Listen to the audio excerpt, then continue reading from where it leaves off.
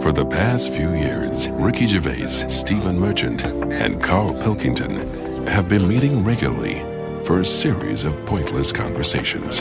This is one of them. Testing. Is that all right? Hello and welcome to the Ricky Gervais Show with me, Ricky Gervais, Stephen Merchant. Hello. And the little round-headed buffoon that is Karl Pilkington. All right.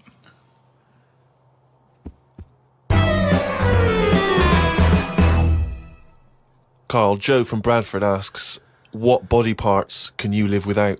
He wants to know. He's obviously having sleepless nights thinking about this.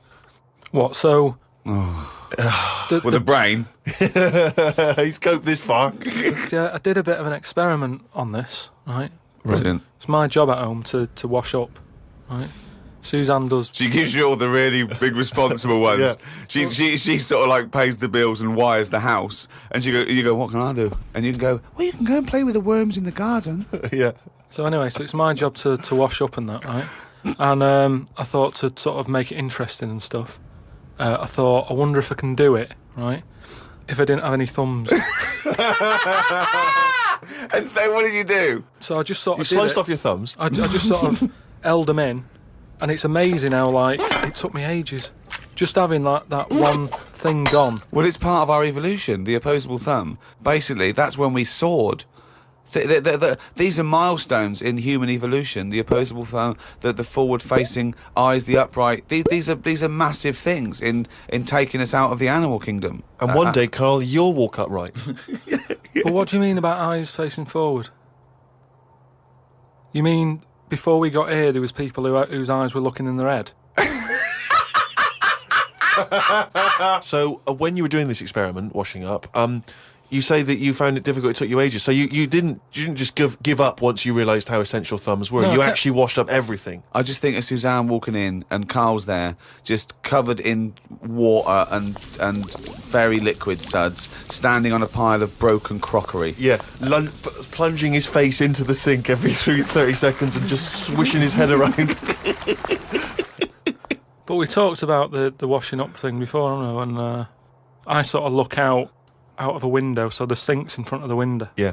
And that's why I quite like washing up, because I can just look out onto the street, see people going past. There's like a local homeless fella called Franco. You know, I look out that he's all right and everything. Sure. But I was looking across the way, right, and there's some there's some Chinese people who live in a flat, right, really small flat, and they're up till all hours. I don't know what they're doing. But they decide to back up at about 3:30 in the morning, and that. They're always really noisy and that. But above them, there was some woman, right, who the sort of bedroom is on par to our kitchen, right? Yeah. So I'm sort of washing up, Yeah. and I sort of look across and see this woman with like, you know, no pants on and that, no bra and that. Naked. Yeah, just That's the word you're looking for. yeah. She's just wandering about, you know, on that. So I was like, oh, what's going on here? So I carried on washing up and that, right?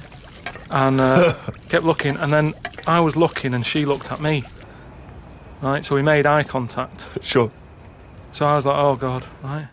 So what I thought the best thing to do was sort of drop me pants a little bit. just a little bit, just like, you know, I had boxer shorts on and that. I thought if I just show a little bit of sort of arse cheek, then it's kind of like, right, we quits. Right? I don't understand the thinking. So Suzanne's watching the telly, right? I think she was watching Sex and the City or something. Yeah. She sort of turns around to see how I'm getting on with the washing up, right? She sees me with, like, my pants sort of down a little bit with my arse out. She said, what are you doing? I said, don't look now. I said, but there's a woman over the road, right, with no pants on and that. She caught me looking.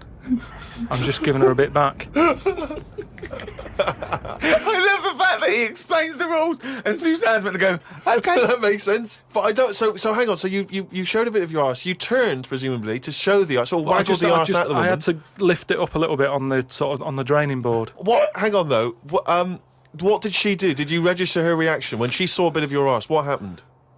When she saw my arse, yeah. Well, then I wasn't looking because I thought, in a way, I don't want it to look like well, I've seen a bit of your stuff, here's a bit of mine. I just thought, at the end of the day, I caught a glance of you. It's only fair. You've had a bit back. You know, I'm not making a big deal out of it. I genuinely think James Stewart missed a trick here in Rear Window. Yeah. This would have been, a much better film had James Stewart just popped his pants down. It would have given a whole new meaning to the title Rear Window. Yeah, exactly. It's tricky, though. I seem to be surrounded by people like that. Remember that film, that Sliver or something? Okay, right. When they've got video cameras. Yeah. I'm just looking onto everybody's world and just seeing what people are getting up to. There's nothing wrong with that. Brilliant. That's why I like washing up.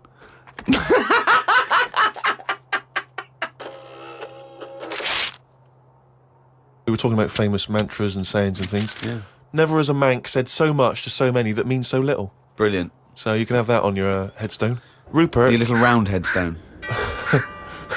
Rupert's in the Isle of Man. He says, I don't know if you knew this, Karl, but apparently octopus's testicles are located in their heads. Yeah. But then, to me, that isn't that amazing, because at the end of the day, an octopus, really, all it is an head. Isn't it? So everything it's got has to be in the It has head. to be in the head. It'd look daft if they dangled down below. Right? So all it is... I mean, there's a lot Hang of on a facts. minute. It'd look daft if they dangled down below. I'm wondering, but that could almost be the B-side to B-side to Knob at Night. I could eat a knob at night. James Round says, Karl, if you could be anyone in the world, who would it be?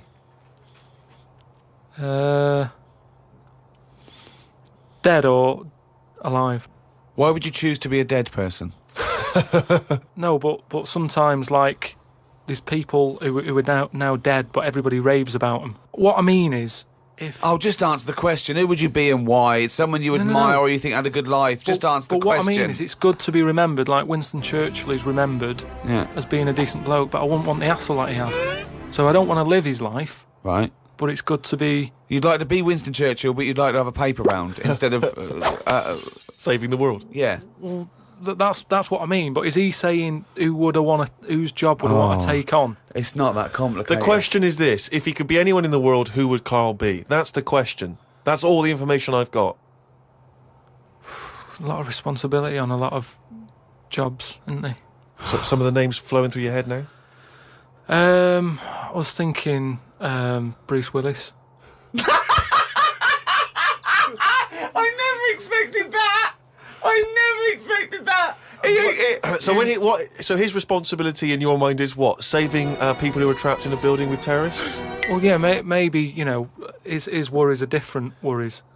With, people who have a lot of money come other worries. Yeah. Do you know what I mean? So Bruce Willis, he's always going on these marches, isn't he, saying stop war and all that. Mainly because he's got more to lose if there's a war. He's got loads of houses. One of them's going to get damaged. Whereas if you're poor, you've got the one house. If there's a war, it's like, oh, just end it all for me then. I'm sick of it anyway. Do you know what I mean? Sure. Whereas Bruce, yeah. With successful life and happy life, there's more for you to lose, is what I'm saying. Right.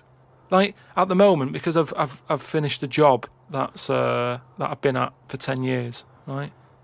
I've finished working there, so suddenly I've got my timetable's a bit out, and I haven't got enough of a routine, and I'm a man who likes to know what I'm doing. Right? Yeah. So now suddenly 5 until 7, washing up with no thumbs. I've sort of turned into like an old person, where the little jobs that you shouldn't enjoy are now the main event. So but hold on, how old are you? You're 31, aren't you? 32. 32, and you're pottering around, not knowing what to do with yourself. Well, like yesterday, Suzanne's shoes needed to go to the Cobblers, right? I haven't heard the word Cobblers. I didn't even know Cobblers still existed. I only ever see that in Christmas films made by Disney. Well, I had to go and do that, and that suddenly... Because last time you were going to the toffee shop. Yeah! And now you're going to the Cobblers. Next week it's the candlestick maker. But all I mean is that suddenly is a nice little day out. I'm sort of putting my coat on, going, right, I'll go and see the cobbler now and go and have a chat. Tell me about the cobbler. You didn't come back with 3 magic beans, did you? No, the cobbler's all right. He's doing, he's fixing cobbling. Shoes and that. He's cobbling all day. Have I told you about my Uncle Alf, who was a cobbler? No. I'm sure I told you about him. He's the one who, he lived in like a bedsit, and he had 2 tellies. He had like one that that the sound didn't work on, Oh, and right. one that the picture didn't. But both together, it worked. Oh, right, okay. So as long as he was watching the same channel on both, sound came out of one telly, and he'd watch the picture on the other.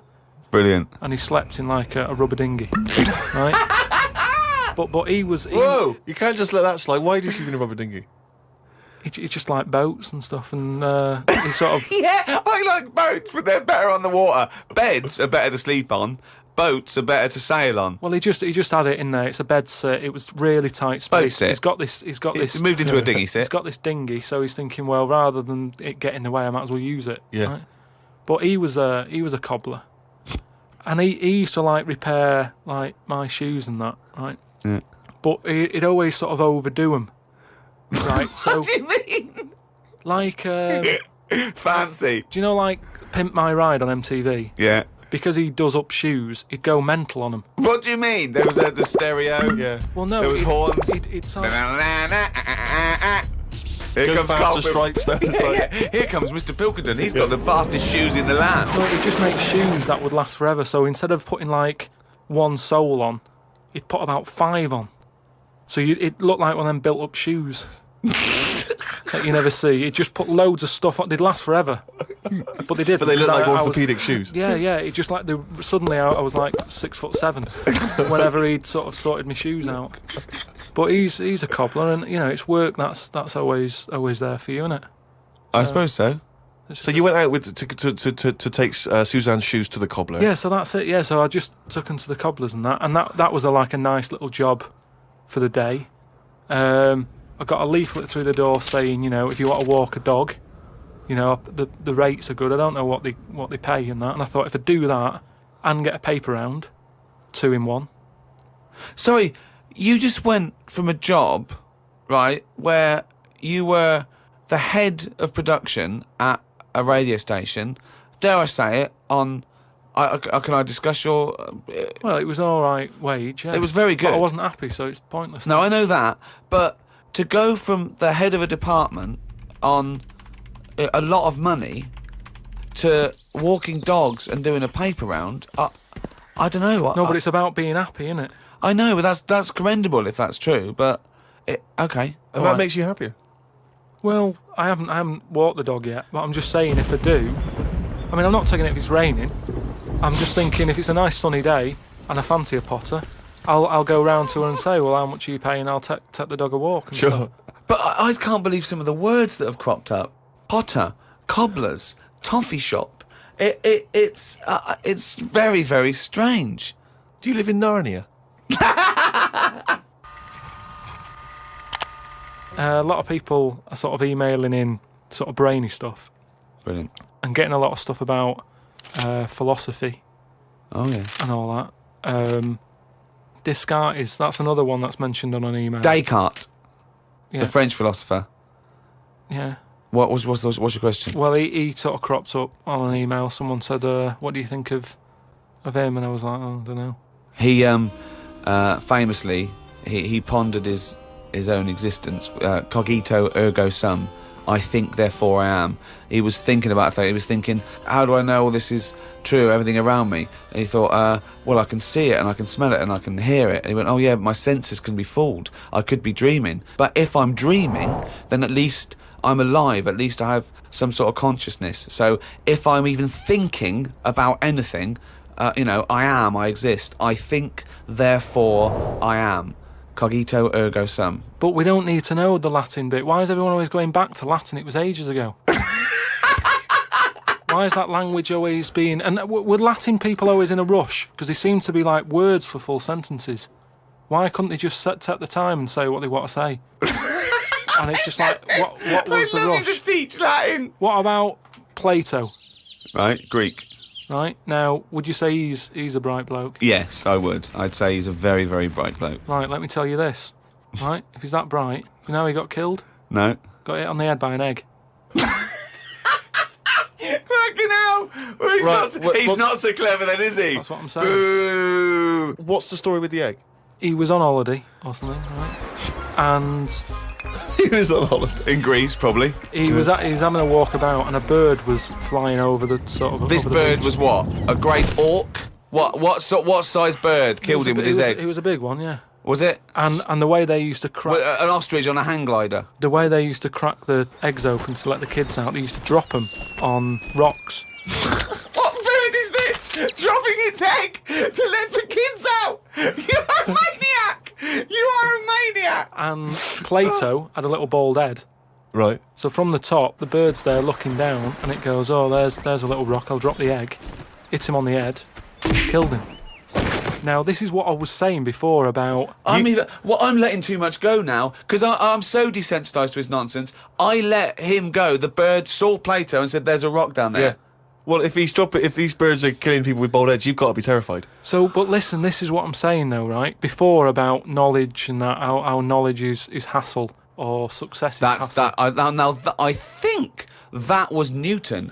Knowledge is hassle. Now, but why is Plato's intelligence got anything to do with the fact that this bird dropped an egg on his head? Because he was intelligent and he's probably earning a nice few quid by giving out whatever messages he gave out. Yeah. He could afford to go on holiday to exotic places. If he was working in a factory, he wouldn't have been on this beach with big birds dropping eggs, is what I'm saying. So, in a way, it backfired. His knowledge killed him. And that, I think, was Kierkegaard. His knowledge killed him. He shouldn't have been on the beach. He was only there having a break or whatever from doing what he does. It wouldn't have happened if he wasn't on holiday.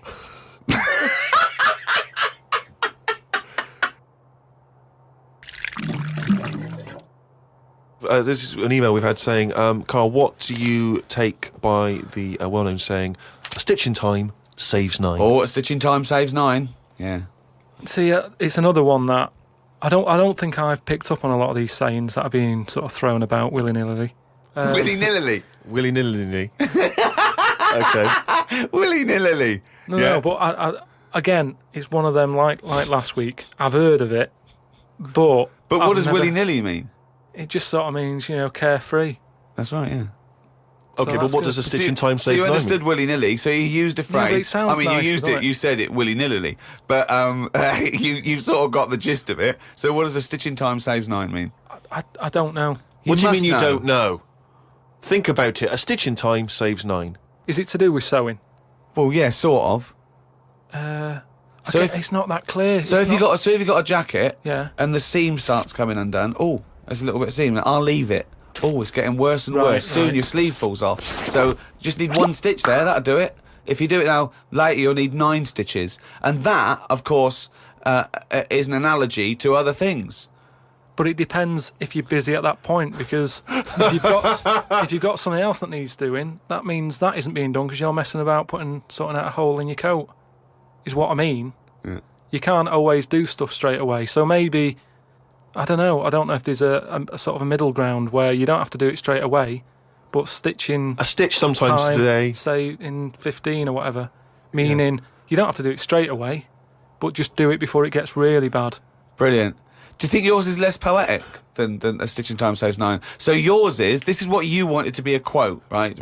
Well, you could do it now, but if you're doing something else, then, don't do it immediately, but do it soon so it doesn't get really bad. Karl Pilkington. No, but it's the same. That's the same way I treat most things in life. It's like I never go to the doctors unless it's really That is sensible. bad. That is very good advice. No. That's brilliant advice Well, for it is, anyone though. listening. Never go to the doctors. Unless it's really bad. But that's why a lot of people, die because they don't want to bother the doctor, or they're mildly embarrassed, or they don't know symptoms, bad symptoms. Go to the doctor if you're not sure about something. Like you were terrified to go and have your prostate. Still not doing it. Why not? I wish you wouldn't talk about it, because now Suzanne will listen to this and she'll go, oh yeah, you haven't been, and start dragging it up again. But why are you worried about a qualified doctor? I don't know what they're doing up there. What they What just year pop? are we in? They. What are you talking about? They pop their finger up. That's what I mean, though. Why? Why are they still using the index finger? What, would you prefer the forefinger or the thumb, would No. you? No, what I mean is, we've got... Or a thumb on a stick, some kind of thumb on a stick. Yeah, would you prefer it to A be mechanical thumb, Oh, a robot good. thumb. Why isn't it just a little camera? Well, they put the camera up if they initially discover something. But just put the camera up straight away. If I'm No, paying they for the don't need visit. to. They pop the finger up, feel that the prostate isn't swollen, wiggle it around a little bit up your back passage. What are you worried about? I don't think they need to do Are that. you in this day embarrassed? and Are you age. embarrassed about being in a room with your trousers around your ankles and a little fella popping A his... little bit, yeah. Why? And the other thing is, it's not just that, is it? So you go in there, they check your heart out and that, which to me is the most important thing, because that's what keeps you going, isn't it? Yeah. You've got to go there. You Yeah. sat on the bus stressing out, thinking, oh, in less than half an hour I'm going to have a finger up the arse, right? What is the problem? And they go though? in, they check your heart, they probably check your testicles and that. What's up with that? They check your testicles, yeah? Yeah, but it's all building, and you've sat there going, oh, soon that'll be happening. Yeah. And that's what puts me off. So if they just came round when you were asleep, Suzanne just let them in and goes, he's over there, right? Yeah. And they crept up and went, bang. You go, what are you prefer doing? that? I just don't understand why they don't teach you how to do it yourself. How can they? Wow. How can they teach? Imagine you squatting in a corner with one hand on your bollocks and the other finger up the arse going, it seems to be all right. Carl, you don't understand the phrase "a stitch in time saves nine." I don't think you should be doing any kind of invasive medical research in your own human body. But then Who knows what trouble you're going to cause? No, but then at least You would get stuck. Yeah. You would get stuck. Suzanne would come out, your fist would be up your own arse.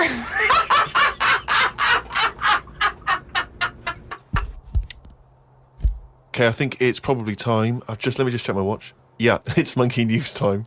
Oh, chimpanzee that monkey news, you. So this week, anyway, it's more about tall buildings and stuff. Oh, yeah. It was this bloke who was a builder. Oh, yeah. Right? And you know what builders are like? They sort of move about, don't they, from sort of building to building, just building. Well, yeah, well, once they've built it, the building's done and they move on to build some more. Building to building, just Where- building, yeah. So he goes to his next job and that, right? Who does, the builder? The builder. Yep. He goes to like the The boss, new building. the boss of this building, who's building it. Right. Okay. Yeah. And he says what unto him? Do you need anything building? Okay. Right. Yeah. So anyway, he says, yeah, there's plenty of work and that going about. Yep. He said, we're working on this one here. He said, get going on it, like, there's your bricks and your cement and stuff, get on with it. Yeah. Any plans? So this, Just build. Just start building. Yeah. Go up. they're getting on with it and stuff, it's all going well. Yep. But he notices that there's someone working high up, right, on the Okay. top bit. So anyway, he's saying to like the other workers, he's going, who's that up there? Who's that up Like, there? He's working on his own. The little fella, was he? And, The little hairy fella up there. Who's he's the little saying. hairy fella up there with the hard hat? and the other fellows are going, look, don't ask questions, the boss decides who he takes on. We're happy to be getting paid here. Don't ask questions! Well, I'll see him when he comes down. So he said, well, it's pretty impressive, the work rate he's doing, the way he's getting from one girder to the other. Swinging, is he? He doesn't seem to be scared of the heights or anything. He said, no, just let him get on with it. We work well as a team.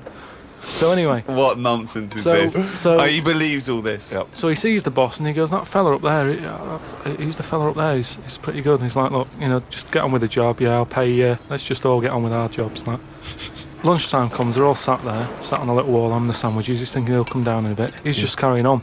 Is he just still going? Still going on that, right? So the fella says to the boss man, he says, isn't that fella up there going to come down and join us for lunch?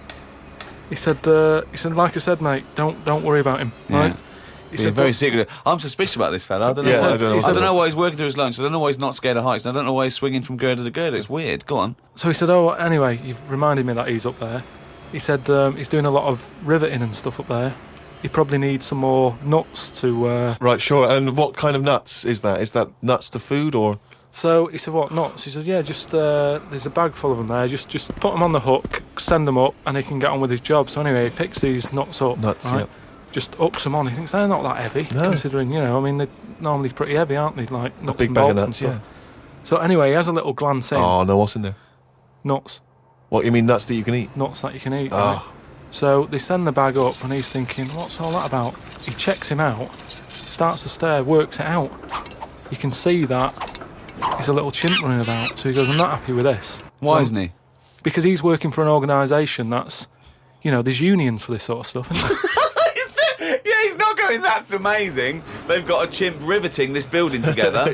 Yeah. That's not scary. He's wondering if they're breaking union rules. So he You goes... don't have to talk So some he goes shit, and has a man. word with He the goes boss. to the boss and he goes, look, I've worked out what you're playing at here. Yeah. He said, oh, them out Is the there. boss sitting in a tyre?